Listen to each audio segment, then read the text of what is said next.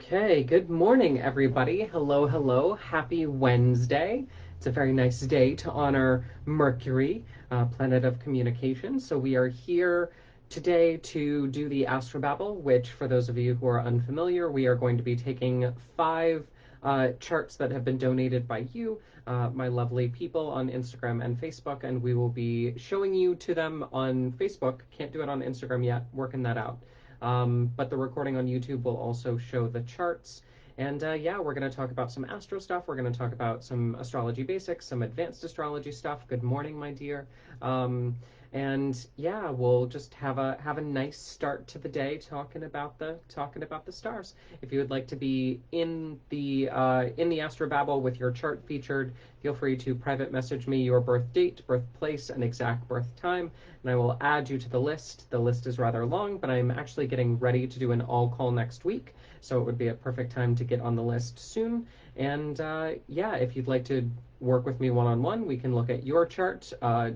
And if you would like to learn astrology, you can always check out my website, scorpiorisingastrology.com.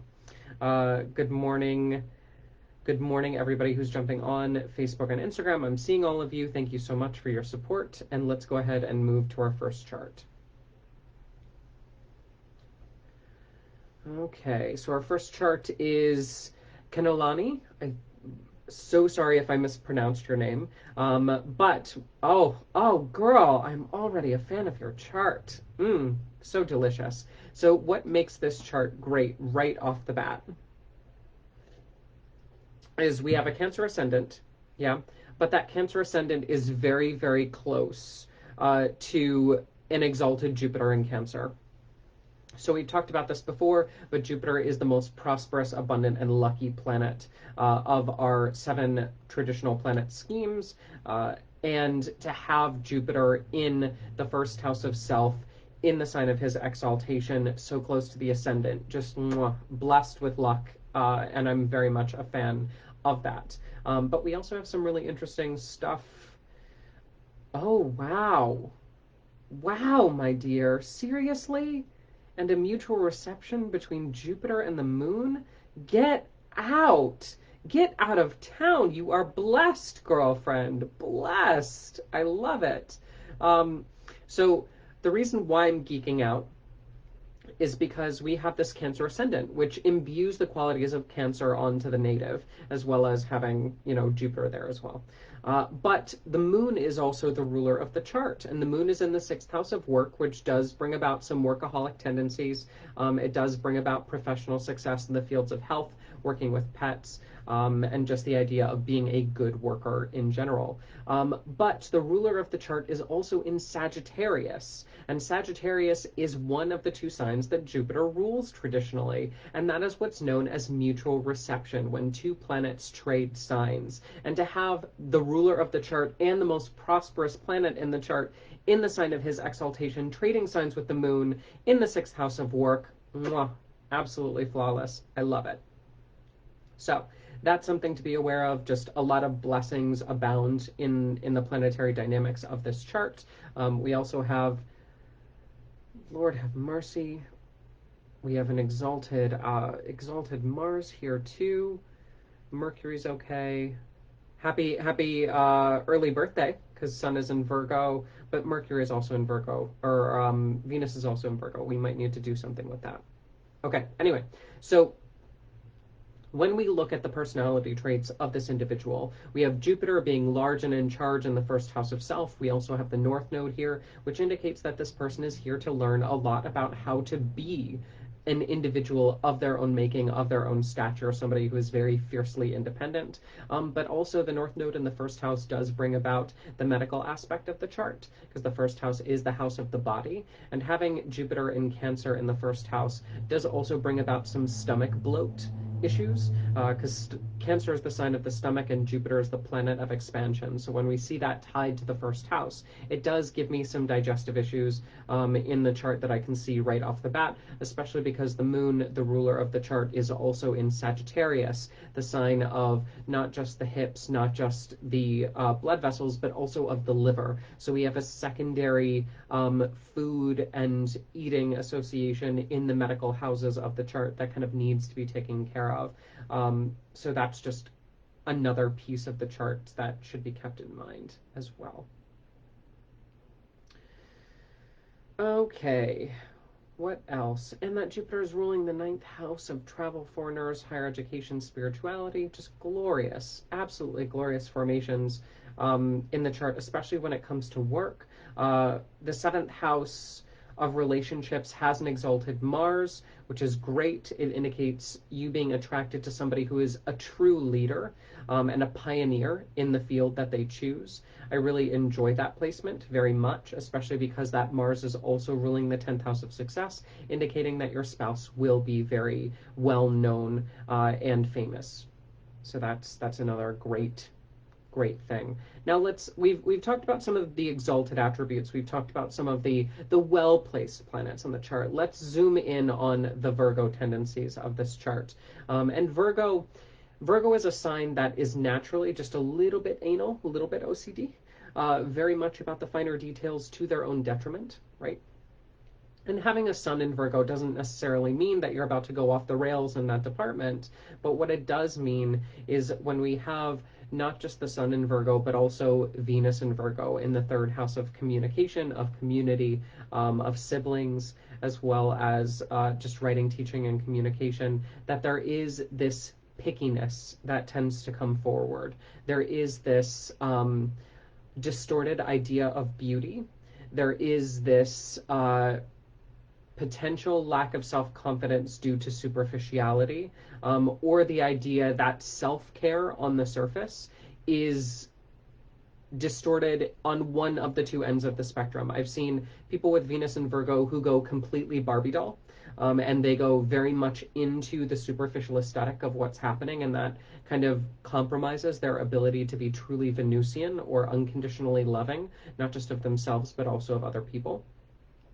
And then I've also seen the idea of the Venus and Virgo archetype just completely abolishing all forms of self-care and the tendency to kind of fall into self-care slumps as well. And that's often the roller coaster ride of the Venus and Virgo. It takes a lot of energy to maintain perfection, or the idea, the perceived perfection that Venus and Virgo is so attracted to. And then, when nobody's looking, it's like everything comes off, and all of the picky tendencies just fall away because you literally are burnt out and don't have the energy to sustain it. So we need to be aware of that little faux pas in the chart. Maybe do some Venus remediation. And there are so many blessings in the chart. Like it's easy for me to see how quickly that Venus could be turned around if you really set your mind to it. But again, just that overly picky tendency of Venus, not necessarily a great complement to an exalted Mars. When we see that Mars being very, very strong, that Mars being very fiery, but also tempered by Capricorn in the 7th house, that Venus really does need to be much stronger. That feminine quality needs to be much stronger, much more nurtured in order to thrive. Where we have all the other planets that are pretty much in a good spot, Venus is probably the weakest planet of the chart. We also have the sun in Virgo on the edge at 29 degrees, and whenever you're born at the cusp or within, I would say, 1 degree of a sign change with your sun, there's always this idea of part of your life's mission is to transit from the one sign to the other. And as you progress, and there are certain timing techniques in astrology that talk about this, the idea of progressing the chart, but especially kind of clawing yourself out of that Virgo attitude of everything needs to be mise en place, everything needs to be ordered, everything needs to be structured, everything needs to follow a routine, a pattern, needs to be feng shuied out. A sun in Libra, the next sign that your sun would move into if you were just born a day later, it's the idea of you cultivating Venus's natural sign that she rules and coming into a state of balance and coming into this state of natural beauty, and the idea of you being able to walk into a place and know where things go and allow things to be part of their natural balance without needing to micromanage everything so much. So there is a really nice potential for you to unlock that Sun and that Venus placement and working with those two planets to open up the rest of the chart. But overall, a very easy, very well placed, especially in the career and the relationship department chart. Very excited to see what unfolds or has unfolded from your life thus far. Okay. Good morning, everybody. Everybody's jumping on. Thank you. I love that you love the readings. Thank you, everybody, for jumping on Instagram and Facebook. Let's move on to chart number 2. Chart number 2 is going to be Adi. Love you, my dear. Thank you so much for bringing your chart to the table. Cheers. Let's take a peek, shall we? Here's what I'm talking about. So a very well-placed Mars, a very well-placed Venus. Well, excellent. So we have the ascendant in Aries, and I know that you've been told that you're a Scorpio, but you're a unique brand of Scorpio because you have a double dose of Aries in your chart, which makes you, I would personally say, which makes you more Aries than Scorpio. Both are Mars ruled, so they tend to get crossed over a little bit energetically. But Mars and Aries is the active principle of that fiery expression, whereas Scorpio is that watery kind of undercurrent of that Mars expression. So you have a good blend of both, but definitely there's more of a powerhouse in the Mars and Aries dynamic because you literally have Mars and Aries in the first house of self. As well as the ascendant in Aries. So that's 2 points for Aries, definitely making you a great leader, making you very charismatic, making you very funny, and also very engaging and initiatory, which Scorpio is not known for. Scorpio is known to hide in the shadows. Scorpio likes to hold back. Scorpio likes to be secretive. Scorpio is hypersensitive, which you definitely have some of those traits, but they're dominated by this Aries focus in the first house of self and in the first house of the body. Some medical things that we need to be aware of as well, because you have the ruler of your chart in his home sign in the first house of the body. We have a very strong Aries focus. So the head, the muscles, and the blood are going to be the 3 areas that you need to be very, very aware of in your body. I would also extend that to the reproductive, the bladder, the colon, as well as the sinus of Scorpio, because your ruler is ruling the sun. But then there's a secondary digestive component, but specifically the gut, the small intestine that we're talking about here, because in your 6th house of health, you do have the south node in the sign of Virgo. So a weak liver, weak small intestine. We're building a very strong anemia profile in your chart. So I would be very cautious if you start to develop those types of symptoms, if you start to develop headaches, muscle spasms. Both are connected to, the hormone imbalances of Scorpio, but also the dietary imbalances of Virgo. And that south node in Virgo is very much what we would kind of term a leaky gut placement, which is, I don't like to use terms like that because I think they're overused and most people don't have them. But from an astrological perspective, it definitely seems like there is a depletion signature in your body that needs to be addressed from a blood perspective, from a liver perspective, from a digestive perspective. So that's that. Okay, let's see. What else do we want to talk about? What else do we want to talk about? Talk to me, chart. So let's talk about this really cool pile up of planets that you have in the 8th house of death, taxes, estates, and business. So you have your sun in Scorpio in the 8th house. We also have Mercury in Scorpio and Pluto in Scorpio here. It means that your mind is very deep, very much hypersensitive. It's great mediumship placements. Like if I'm being honest, having the sun and Mercury, the sun being that ego identification, the Mercury being the planet that rules the mind, both planets being in Scorpio in the 8th house of death, like it, along with Pluto, like the secondary ruler of that sign. There's a lot of really intense kind of dark death oriented aspects in your chart, which I personally think are beautiful. Nothing like a good romp in a graveyard, I always say. So it's embracing that Scorpio archetype, and I know I said that you're primarily very Aries, and that's so true. So I would read for both Aries and Scorpio in this case, but the Scorpio side of you definitely kind of takes over the mind and the idea of your mind being very much attentive to the finer details. Like what I love about a Mercury in Scorpio is they have a very similar trait to Virgo, actually.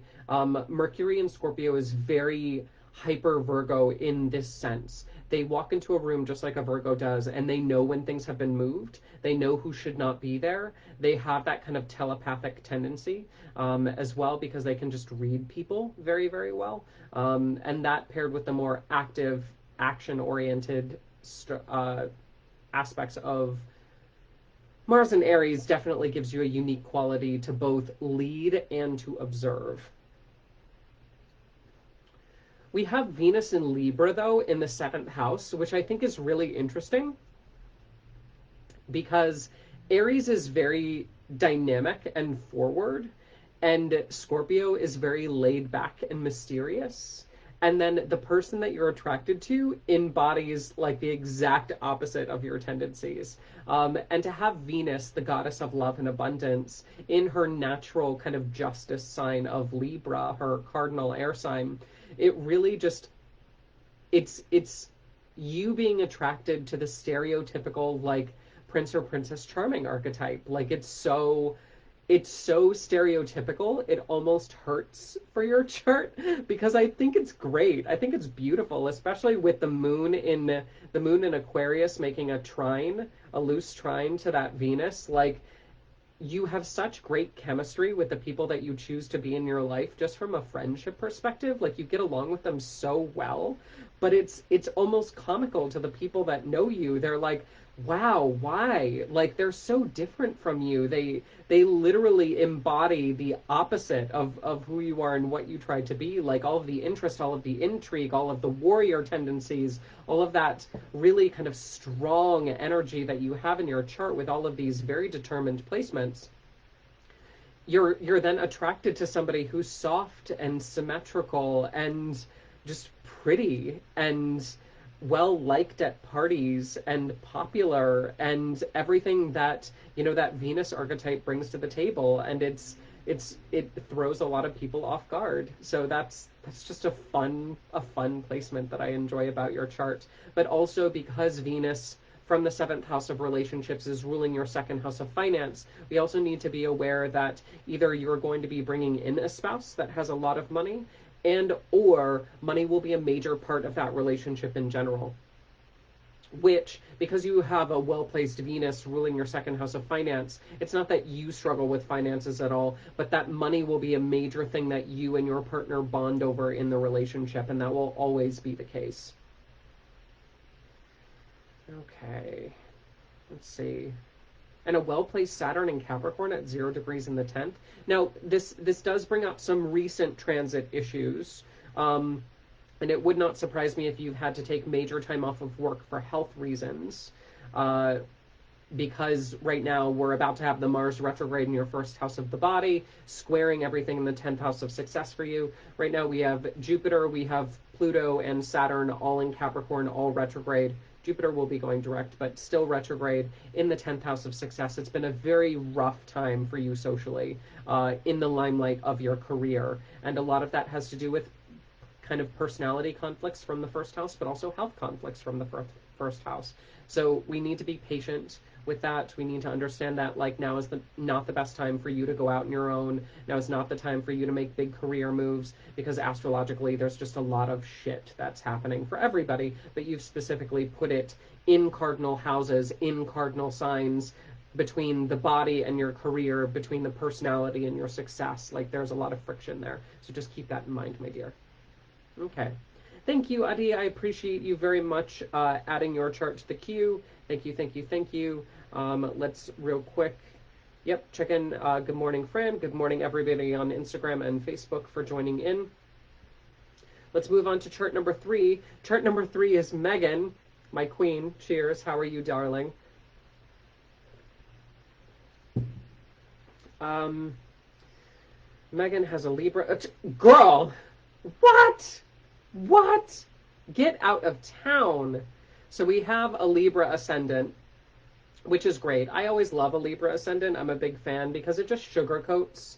It sugarcoats the face. It sugarcoats the personality. It really just makes them likable. And I really, really enjoy that. Unfortunately, we do have the South Node in the 1st chart, which makes that personality very, very draining and taxing. So that's going to be something to be aware of, is although that likability is very much a part of your nature and it's something that you strive for. We need to respect how much energy that actually takes from you, because the south node in the first house is like no bueno. Also, weak kidneys and weak hormones. Those are two medical aspects that you need to be kind of very cautious with. So if sleep, blood sugar, reproductive stuff tends to come up again and again, we might need to take that a little bit more medically seriously. Also, your low back pain, or back pain that's not like low deep into the tailbone, but kind of up below the broad line but above like the low back, that could be very much kidney issues, a sign that you're dehydrated, a sign that you need to clean up your diet a little bit to make sure that the kidneys aren't as taxed. But the reason why I freaked out is because we have the Lord of your chart, Venus, she who is perpetually lovely, in the sign of her exaltation in the 6th house of work, health, and pets. Mwah, chef kiss, just absolutely glorious, absolutely wonderful. I'm a huge fan of that. Venus in her exaltation in Pisces is the ultimate mistress of creativity. She is the cup that overfloweth. Like she having an exalted Venus ruling your chart from the 6th house of work really does bring this abundance of creativity, great with fashion, great, just an eye for everything that would be beautiful or perceived as beautiful. However, what's interesting about this placement as well, I'm kind of getting pinged on that too, we have Mercury in Pisces, which actually is Mercury's least favorite sign to be in. So the planet of the mind, the planet of intellect, the planet of rationality is in detriment, which, you know, explains why your mind kind of goes off the rails sometimes and is very hard to reel in. But what I think is interesting about this pairing is you have a planet in detriment and you have a planet in exaltation. One is in his worst possible position and the other is in her best possible position. So a lot of your work dynamic is learning how to leverage your strengths. And your strengths are definitely in the creative department. Your strengths are not in the rational. Your strengths are not in the day-to-day tasks. Your strengths are not in the kind of gray, boring, ritualistic, day-to-day things that just really make your skin crawl, and in fact make your brain very, very fuzzy. But instead, you thrive in that kind of creative pool of Venus and Pisces, and she's just so present and waiting for you to honor that space, but at the cost of all things rational. So it's the idea of you needing to kind of escape all of those things that really bog down your mind with too much detail, and the need to kind of surrender into that kind of azure green grace that only Venus can provide in the 6th house of work, health, and pets. So absolutely beautiful. Also, one of the things that you'll notice first and foremost is if the kidneys and the hormones get out of balance from the medical chart in the 1st house, we also have the 6th house lymphatic issues through Pisces, which will take place through swelling. And that's one of the big things that you'll notice is the immune system gets very compromised and you start to swell or bloat or retain a lot of fluid. Okay. Having a moon in Virgo in the 12th house is an interesting placement to combat all of this.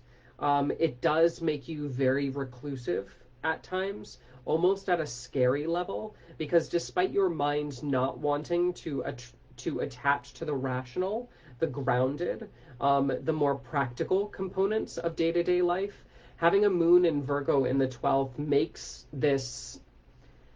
It reminds me because I have extensive work kind of in the neurotypical spectrum labeled as disorder space. A moon in Virgo in the 12th is very much about those nuanced rituals and routines that are not about productivity, but they're about feeling safe.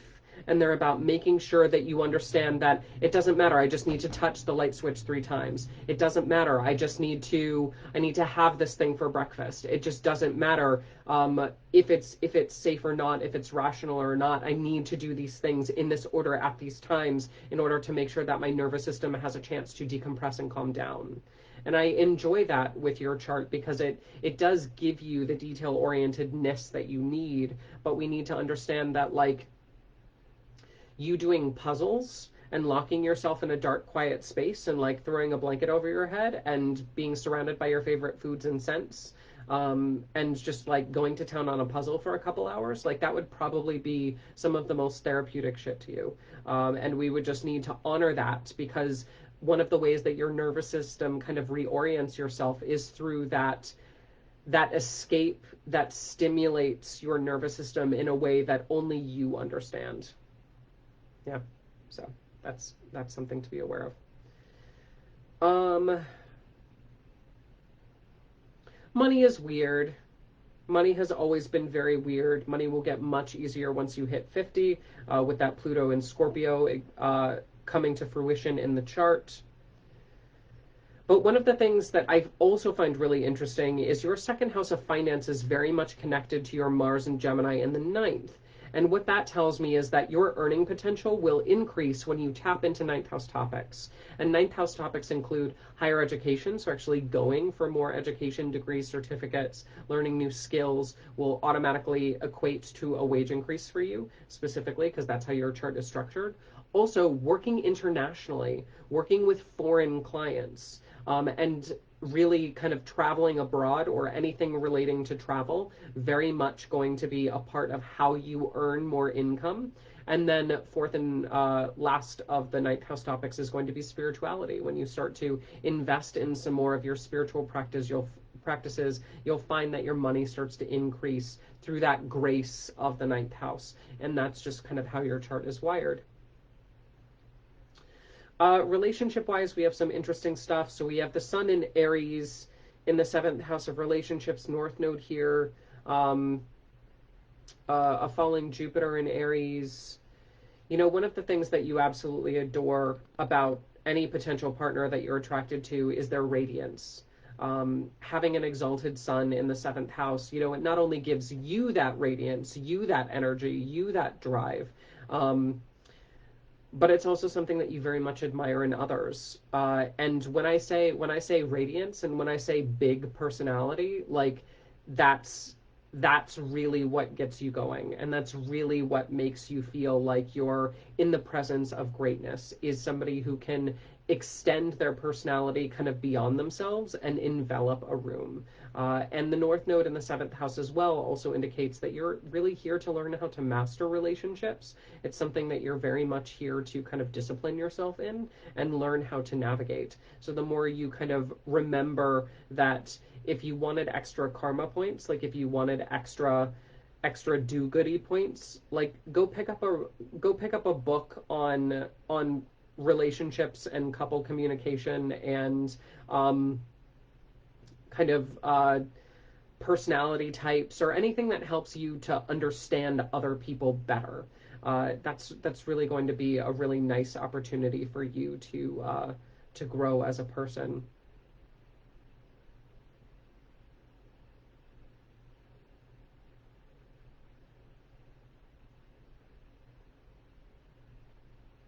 Mm. Yeah, as a final note, so one thing that we need to kind of talk about from a more serious perspective is the family bullshit, right? Uh, and I get it, and I get the suppression, and I get how tricky it was to navigate that, and how you're still kind of looking around for approval in that way. And I understand it, I really do. Um, but we need to understand as well that that should not take as much time and energy as it does in your chart. It should not. Okay? So I would double check how much weight you give to those experiences. I would double check how much emphasis you let them kind of take control of your life with, and really kind of just check yourself before you wreck yourself in the family department. Okay, that is it. Thank you, Megan, my dearest. I hope that you enjoyed that. Woohoo, so glad. Miss you too. Thank you for donating your chart to science. Let's go ahead and move to fourth chart in our queue.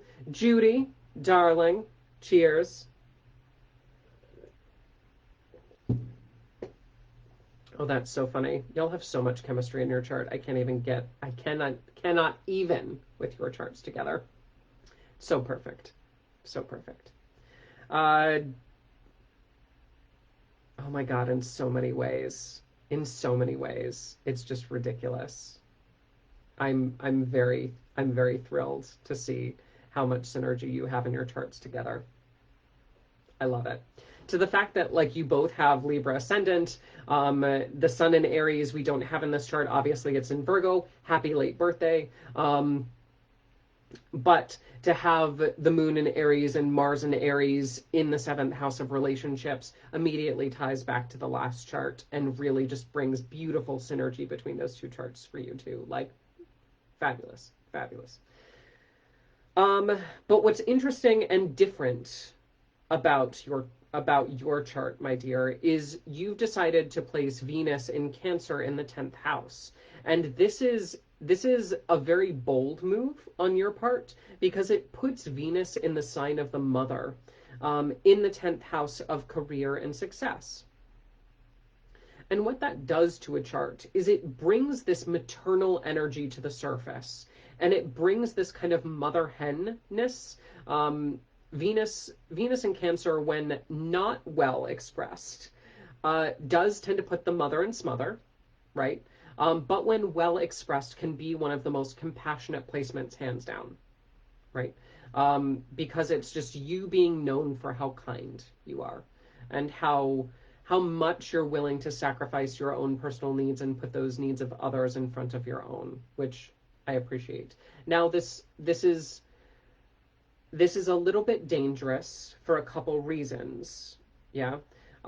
First and foremost, we have a really strong square between the moon in Aries and that Venus. So we can see that that moon at 21 degrees is applying to an exact square to that Venus. So what you'll find difficult in your relationships in general, and also how you give and receive love, right? Is because you're attracted to somebody who has those fiery tendencies of Mars and Aries, and you're really kind of looking for the athleticism, you're looking for the high energy, you're looking for the leadership qualities, you're looking for the initiatory qualities, you're looking for this very strong cardinal fire energy, in somebody's chart, which obviously you found. It's the idea that they're not necessarily going to be able to give and receive the mushy, the gushy, the type of love that you're really, really good at giving. That can be somewhat difficult because all you really want to do is make things pretty and make things lovely and bring in that Venus, which is all about touch and sensuality and giving kind of like the royal treatment, or making some like cooking for somebody and making them feel appreciated by those maternal instincts.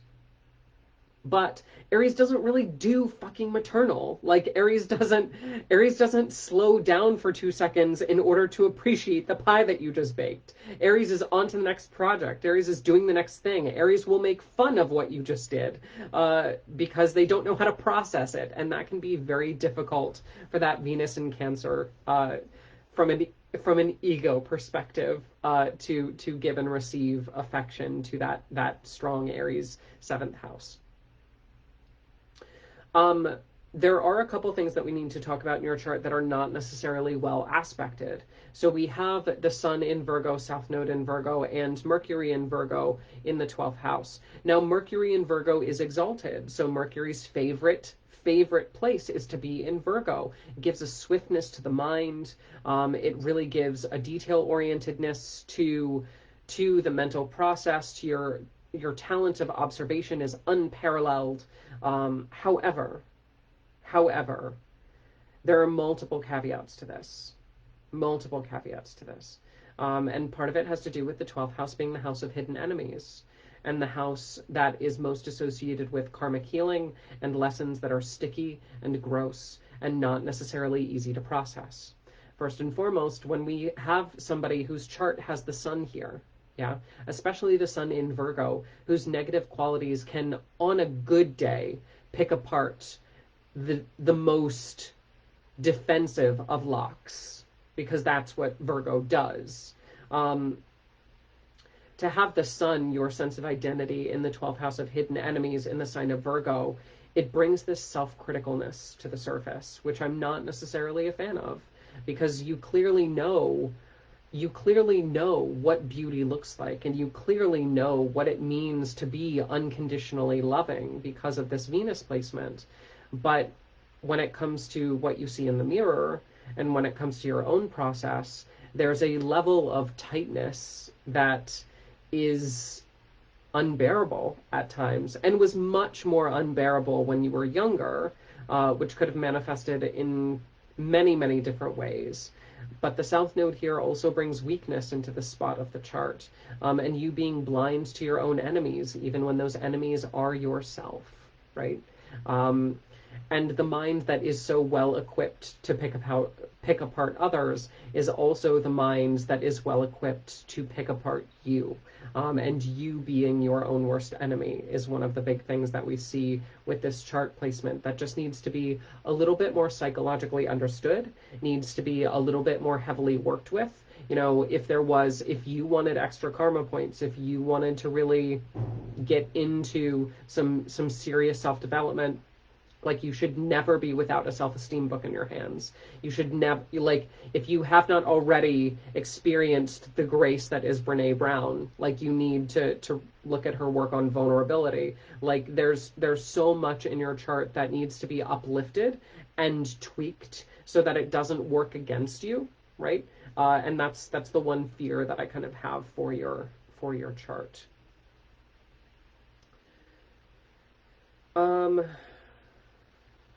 Fear of travel, fear of elevators, fear of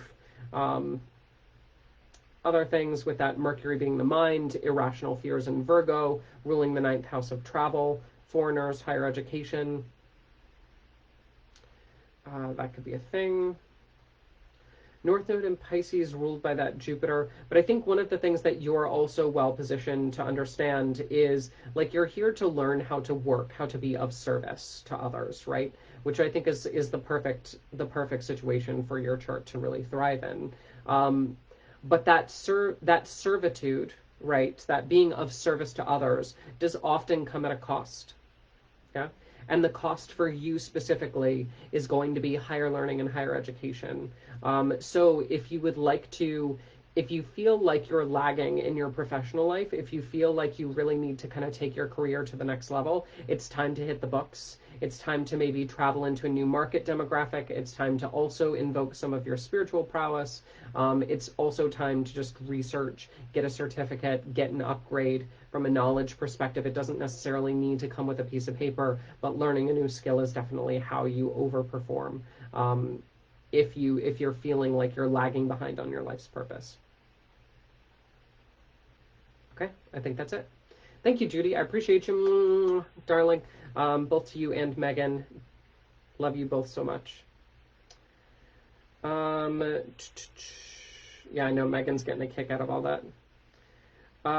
Okay, so we have one more chart to talk about. Our final chart is going to be Courtney. Courtney, hello, my dear. I think you're following on Instagram, so thank you for cheers for watching all the way up to chart number 5.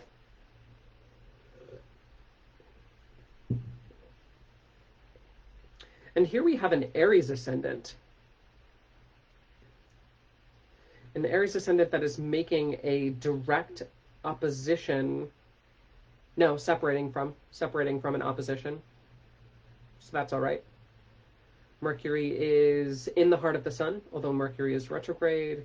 Okay, so we have a slowed down Mercury.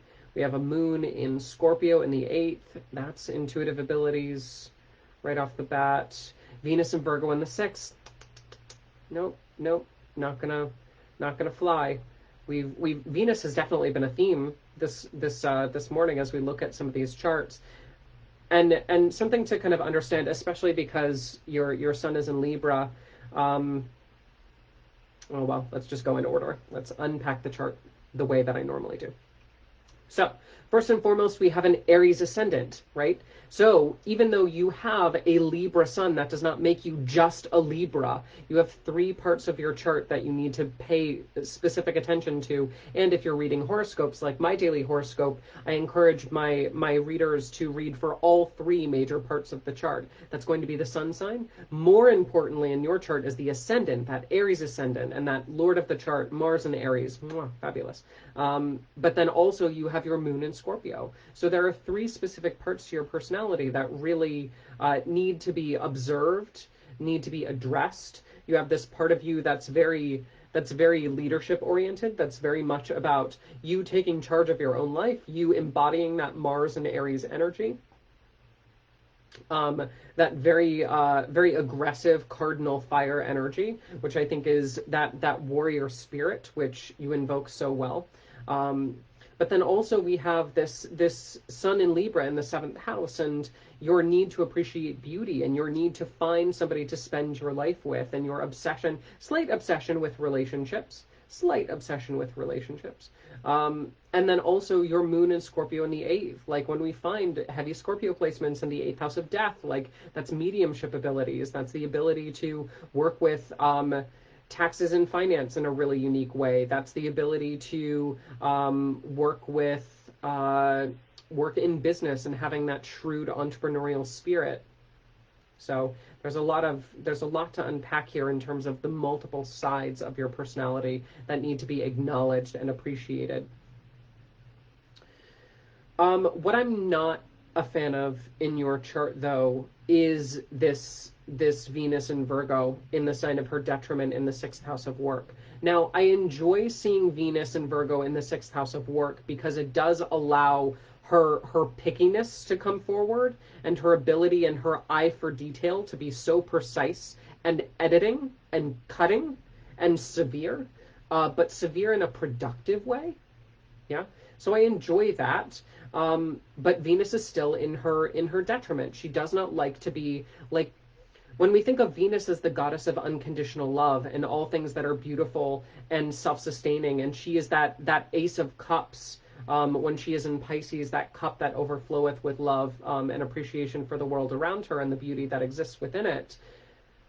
When we think of the barren landscape that is Venus in Virgo, she is the uptight Karen that runs the office. Like, she's the one who's constantly trying to find a problem. She's the one who's always on the lookout with her hair up in a bun, her glasses on, and her body cinched to the nines, her makeup absolute perfection, sharp and venomous like her tongue. We have this very astringent Venus, this Venus who is no nonsense, absolutely zero nonsensical Venus. Which I think can be helpful in the work dynamic if you leverage your skills as a manager and as an editor. But we also need to understand that fierceness is not always needed and can be very draining and harmful to those around you, because you already have the leadership qualities of Mars, and Mars is in his proper sign. Like, you already have that warrior energy, that big warrior energy paired with that dry Venus. Like, it's a recipe for combustion, and I think that if you don't approach that carefully, we might start an unintended fire, right? And it's not just going to burn you out, it's also going to burn bridges that are going to be helpful for you down the road, career-wise. Okay. There are very strong indicators for you being a teacher and working in medicine specifically in the chart as well, because this Jupiter in Gemini in the third house of writing, teaching, communication is ruling your ninth house of higher education and your 12th house of hospitalizations, hidden enemies, karmic healing, that sort of stuff. So when in doubt, teach would be a good kind of mantra for you to discover. You also have the North Node in the 12th house, which I find really helpful for anybody who's really trying to lead other people, because it means that you're also attracted to the deeper, darker side of the healing process, which thankfully your moon in Scorpio very much appreciates. And I think that's something that when I look at modern gurus, and when I look at people who are trying to be leaders in any particular space, one thing that I often can sniff right off the bat is whether or not they're experienced with trauma, and whether or not they actually understand and have empathy for the depths of human suffering. Often because, one, they've experienced it, or two, they've vicariously experienced it through others. And I think that you have a natural calling to delve into that deeper, darker space and understand which that watery energy would perfectly complement and hydrate that Venus. Because what that Venus in Virgo really needs is a humanization of that management style. And for you to say, look, I know that you've been late 3 times this week, and I know that technically you're on the chopping block to be fired, and I know that we can't continue this project in this way because you're breaking the rules. But I also know that you have a kid at home. I also know that your father just died. I also know blah, blah, blah, blah, blah. And you can really understand the more well-rounded aspect of what it takes to perform, because you understand the more vulnerable qualities that somebody brings to the table with that Jupiter-ruled 12th house. So I like it. I'm a fan of it. Okay, so relationships. There's a really interesting aspect of your relationships as well. I know, Courtney, sorry, I'm pegging you really hard, and sometimes I can not actually pegging you. That was gross. Anyway, so when we look at a chart, sometimes it can be like, when I do these mini readings, like I'm firing daggers, and some people like, wow, I wasn't ready to be on blast like that. I'm like, yeah, okay. So anyway, when we look at your 7th house of relationships, there's this kind of unpacking that we need to do with the Sun Mercury conjunction. So when the Sun and Mercury are within 1 degree of each other, even though Mercury is going backwards, Mercury is still within 1 degree of that Sun conjunction, and that's known as a cazimi. Yeah, so when a planet moves within 1 degree of the Sun, it's said to be in the heart of the Sun, and instead of being combust the Sun, which overheats the planet and detriments it, instead being within 1 degree of the Sun highlights that planet, and highlights that planet's values and virtues in the chart. So even though Mercury is retrograde, and Mercury retrograde in the chart does indicate communication issues, it does indicate a mind that works a little bit backwards, it does indicate a mind that in this case is very problem solving for all the wrong reasons. It does indicate a slight OCD tendency as well with Libra. The need for balance is a little bit too fierce in the chart for you. A little bit too turned up to 11, which I know your Venus in Virgo appreciates, but is not always healthy for your mental state. You're also attracted to those qualities in other people because this is the 7th house of relationships. So you're looking for somebody with a strong mind, but also for a mind who works as backwards as yours does. Frankly, that's one of the things that I would really encourage you to look out for in a potential mate, is whether or not you click intellectually with them.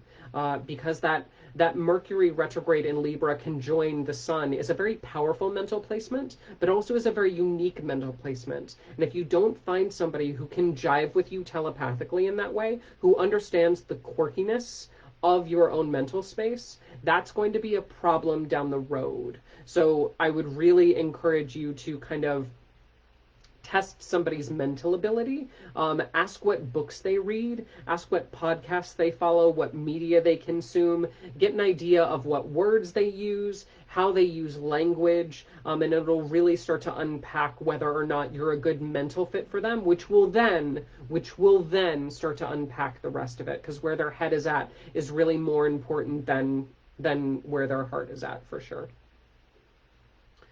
What's also really interesting is one of the reasons for that mental synergy that you need to understand is we have this Mercury placement, which is very important, but also that 7th house is ruled by your Venus in Virgo. So you're also attracted to somebody who's extremely sharp with the way that they dress and the way that they conduct themselves, but you're also not just looking for a partner, you're looking for a business partner.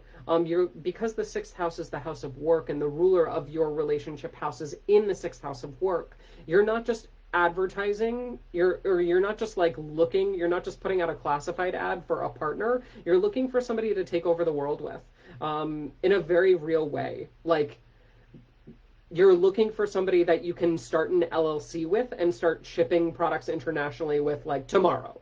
Um, Specifically a makeup brand or anything that Venus and Virgo would just anything to do with appearance. Um, but yeah, so we need to just understand that when you look at the mental connection with somebody, there's a reason why that mental connection needs to come first, and it's because you have higher hopes than just a typical relationship. Like you're looking to make a life with somebody, looking to get into bed with somebody business wise, not just get into bed with somebody. Yeah.